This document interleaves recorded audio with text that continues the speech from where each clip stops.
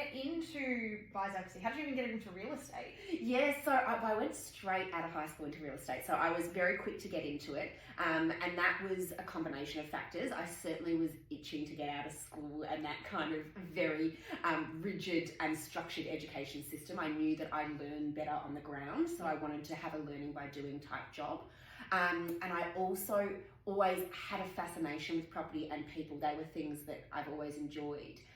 And just through talking, which is how I get most of my resolutions, I then arrived at real estate and was lucky enough to have a small boutique agency offer me a traineeship very early on. And so I worked very closely with that director and probably was afforded far better opportunities in a smaller agency with him. And also he was much more hands-on and very generous with his knowledge, as was the rest of the team. So that was a fantastic inroad. But my first job was property management and sales. So I was doing both sides of real estate in some ways from the get-go. And so it gave me an understanding of what the whole industry is and how both are so important in terms of housing supply and housing affordability in the country. So yeah, then I loved it, loved the people, loved the property, and stayed. Yeah, yeah. I think most people fall into real estate.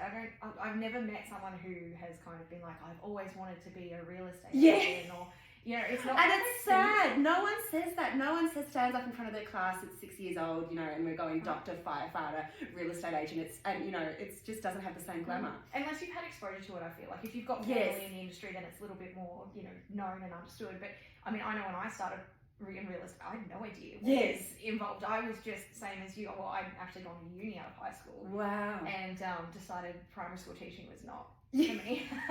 And you have to learn that sometimes. Right. I mean, that's another learning by doing thing, is you have these experiences, and even that moment in university, I'm sure you still learned things. You still learn things about yourself and people, and even teaching, or the empathy for teachers that we have. Absolutely.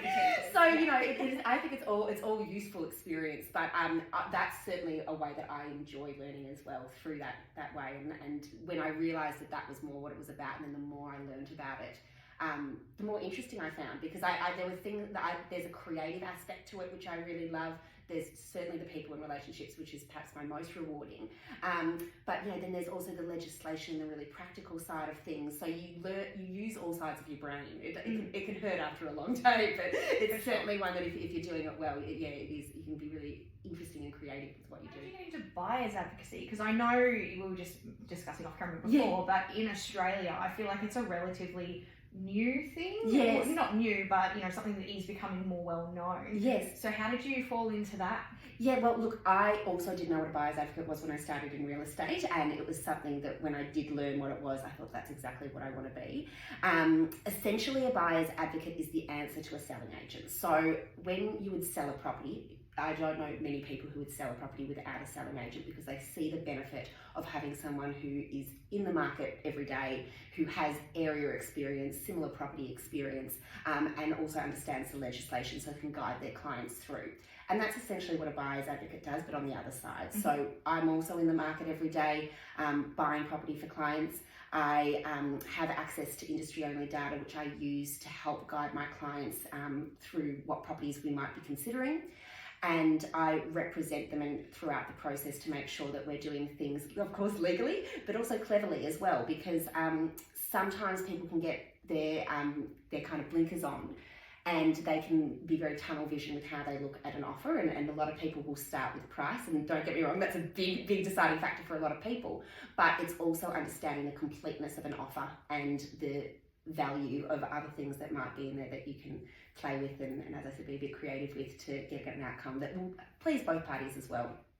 So let's say I was looking to purchase a property. Yeah. I reached out to you and said, what do you do? What are you going to do for me? Tell me a little bit about what that process looks like and what it is that you actually do for the clients that you're working on behalf of. Yeah, so I certainly would start with an initial complimentary consultation, so we can sit down and I can just get a bit of a sense of first and foremost actually what their property goals are, where they're actually wanting to head, because sometimes the strategy they have in place to get there isn't perhaps the best way to go about it. So it might be actually in that consultation meeting just tweaking things a little bit to get them an outcome sooner or in a less risky way, and understanding that client and their capacity for risk, Their capacity for things like renovations and all those kind of things are really important as well. Timeframes are involved, so how quickly they're looking to purchase a property, and if they're timeframes they've just put on themselves or if they're real timeframes that we need to meet. And also how realistic, kind of expectations versus budget are. And so that will be the first meeting. I'll also discuss and go through in much more detail than I will now with the client about how I approach things with the clients. But once I do have their brief, we've got all the paperwork done, we go off and I look in the market. So I'll do that certainly with my great contacts in the industry. If there's particular agents who I think might have a property that would suit that brief, I'll reach out to them, or I might get off markets that are sent my way anyway. And I also will look online and see what's popping up publicly, and because a lot of properties that are worth buying will be advertised online. Don't get me wrong, there's some amazing off-market properties sometimes, but it's not just because it's off-market, it's fantastic, let's buy it. We still want to be aware of how we're actually considering that property and making sure that we're evaluating it against the market and also, of course, the client's needs and interests. So I would do that with their values, but also with data, with my industry experience, with understanding, again, those timeframes and what implications they might have in terms of holding the property and how patient they can be.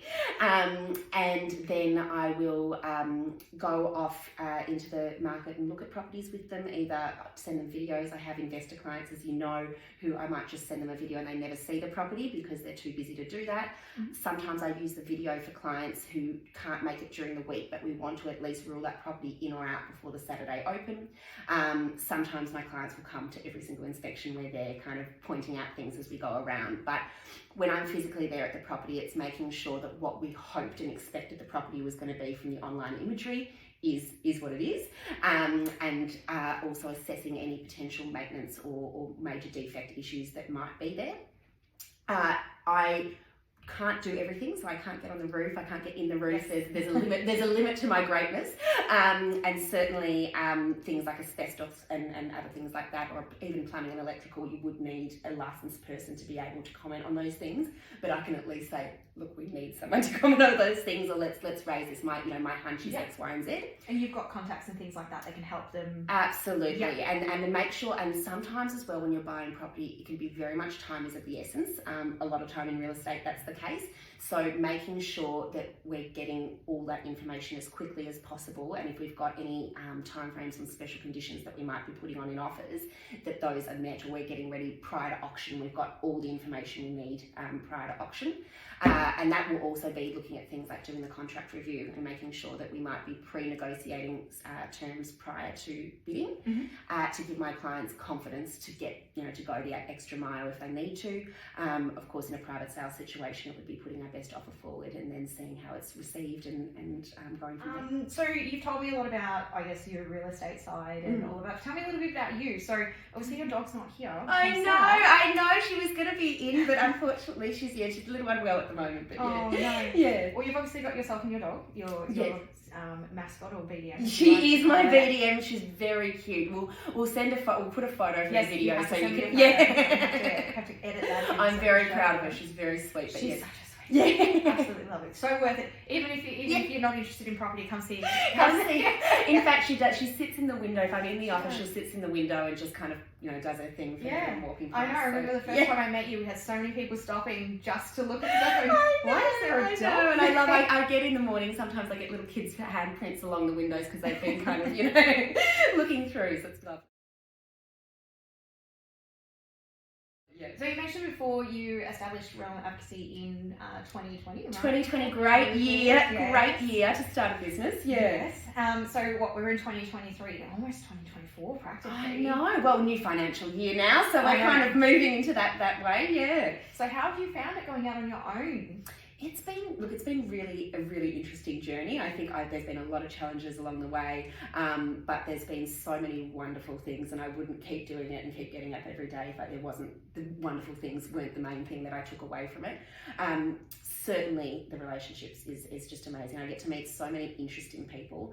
I have fabulous conversations with people. I laugh with people. We cry together. I really do approach my business in a very emotional, human way. way, because it's such an important thing to understand when it comes to real estate. So that's been fabulous.